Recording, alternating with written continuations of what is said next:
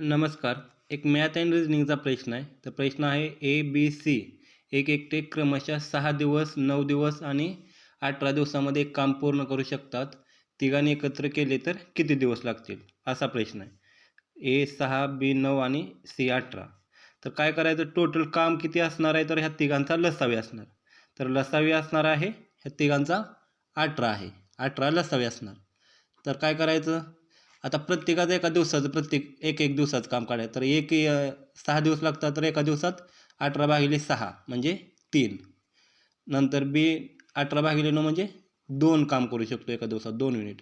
आणि C 18/18 म्हणजे 1 unit. हे दिवसाला एवढे करू शकतात. मग तिघंजण एका दिवसात किती करू शकतात? तर ह्या तिघांची बेरीज 3, 2, 5 आणि 1 6. दिवसाला 6 करू शकतात. टोटल 18 करायचं आहे.